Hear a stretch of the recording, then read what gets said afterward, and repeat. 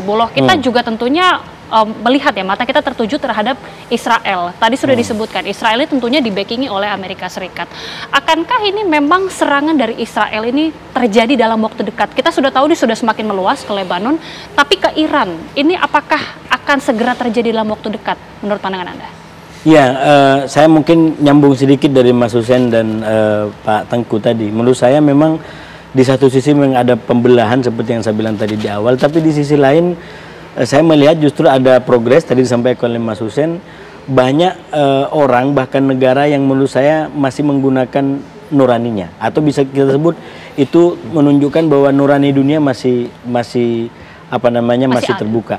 Saya tidak ingin mengatakan lalu mereka yang mendukung Israel itu sepenuhnya salah. Menurut saya secara keadilan kita juga, saya paling tidak bisa mengatakan Israel punya hak untuk membela dirinya, terutama ketika diserang dalam serangan 7 Oktober itu. Tapi pada batas dan keadaan yang itu dimungkinkan. Yang hari ini sudah dilakukan oleh Israel dengan 42.000 korban, itu yang saya bilang tidak ketemu rumusnya. Ini bentuk pembelaan diri yang mana? Itu yang saya bilang kita bisa, karena kalau kemudian kita ikut dalam pembelahan itu, nggak ada bedanya di antara kita dengan mereka. Dan itu artinya pembelahan dunia. Justru saya melihat seperti dikatakan Pak Hussein tadi, sebenarnya ada progres dari individu maupun negara yang awalnya babi buta mendukung Israel, lalu kemudian lebih mendukung Palestina dengan kebenaran-kebenaran tadi. Cuman yang menjadi kendala menurut saya memang lebih kepada organisasi dunianya, yaitu PBB. Saya ingin mengatakan ketika ada nurani dunia yang bekerja, yang masih hidup dan normal di level pribadi-pribadi dan negara-negara, suara ini gagal menjadi sebuah keputusan yang punya kekuatan hukum dan mengikat, karena kemudian direduksi, dihancurkan oleh sebuah sistem pengambil keputusan yang dikenal dengan veto. Seandainya cuma veto saja masih mending, ini sudah dikasih hak veto dan kita membiarkan para pemilik veto ini di satu sisi diharapkan menjadi hakim ibarat sebuah pertandingan, tapi dia tidak bisa melepaskan diri dari like and dislike, dari dukung-mendukung terhadap mereka yang berperang. Itu yang membuat PBB deadlock gitu. Jadi dia gagal untuk menangkap nurani dunia, suara dunia yang minimal tercermin di Majelis Umum PBB yang meminta Palestina merdeka, karena itu persoalannya. Dan akhirnya ketika dibawa ke PBB, maka kemudian menjadi layu sebelum berkembang. Ini tidak menjadi sebuah suara. Nah itu menurut saya mungkin nanti bisa dilanjutkan dengan Pak Tengku juga terkait dengan itu. Nah yang terakhir kalau ditanya soal bagaimana eskalasinya sekali lagi, nah sekarang ini sebenarnya Timur Tengah ini lagi betul-betul membara, Mbak Gita. Saya membaranya minimal 2. Jadi memaknai peringatan 7 Oktober ini dari 2 versi. Saya baru mengikuti di Al Jazeera, itu masih ada roket yang meluncur dari Gaza ke Israel. Bayangkan setelah 1 tahun. Setelah 1 tahun. Jadi memang benar di atas ini hancur, tapi secara sistem militer itu mereka tidak hancur. Nah ini yang justru menjadi pukulan bagi Israel. Kalian bilang operasinya adalah ingin menghajar Hamas. Hamas tidak rontok sampai hari ini. Yang rontok adalah warga sipil yang ada di atas itu. Jadi itu yang menjadi kegagalan dan titik kritik bagi Israel. Nanti kita akan bahas bagaimana meluasnya konflik yang terjadi di Timur Tengah ini. Nanti juga saya akan tanyakan kepada Mas Reza, tapi kami jeda terlebih dahulu pemirsa. Kami segera kembali. Ya, saya langsung ke Pak Reza ketika tadi Pak Hasibullah mengatakan tampaknya ini perang akan semakin meluas, bahkan akan terus terjadi. Ketika dampak perang ini semakin meluas, bagaimana kemudian ini dampaknya ke Indonesia, Pak Reza? Langsung maupun tidak langsung akan datang ke Indonesia. Karena itu tepat sekali Pak Prabowo beberapa hari silam mengatakan di Dewan Perwakilan Rakyat, Indonesia harus siaga kan. Beliau menyebut dengan bahasa diplomatis kewaspadaan nasional, ketahanan nasional. Kita perhatikan sekarang, kita tidak tahu kemana arah serangan Israel kan. Dia sudah dapat dikatakan menguasai Gaza, secara udara menguasai bagian selatan Lebanon. Tidak mustahil istilahnya itu carpet bombing akan datang juga ke Lebanon, persis seperti yang telah dilakukan ke Gaza.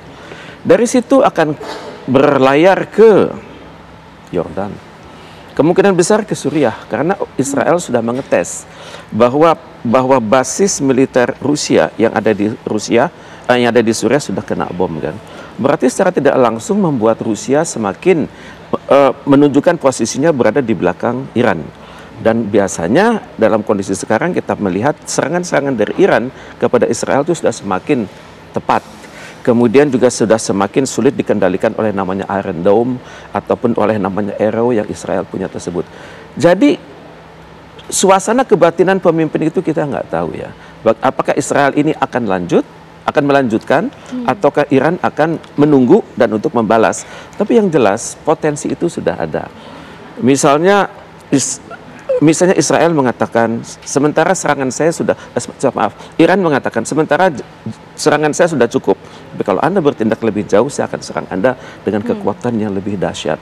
Dan tentunya hal ini kan tidak mungkin dilakukan tanpa dukungan teknologi, persenjataan, supervisi, dan juga konsultasi dengan Israel, dengan Rusia, dengan Cina, dan konon dengan Korea Utara di situ. Jadi kalau berlanjut dalam hal ini di Timur Tengah itu kan pasukan Amerika ada 60.000 yang tersebar di berbagai pangkalan-pangkalan di negara-negara sekutu, di Oman, di Qatar, di Saudi, di Irak, di Jordan ada. Dan saya bisa membayangkan potensi perang darat mungkin. Kemudian juga saya bisa membayangkan bagaimana Cina akan bereaksi kan. Cina sementara ini sudah berhasil mendekatkan Arab Saudi dengan Iran. Tapi kalau kepentingan Cina terganggu, ya mungkin Cina akan melakukan hal-hal. Misalnya Amerika Serikat belum tentu dia sanggup berperang di banyak zona sekaligus. Sekarang Amerika Serikat babak belur menghadapi perang di antara Rusia dengan Ukraina.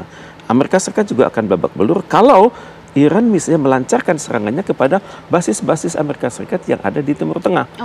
Kalau itu sudah terjadi, Amerika Serikat akan turun langsung. Dalam kondisi ini bagaimana Cina?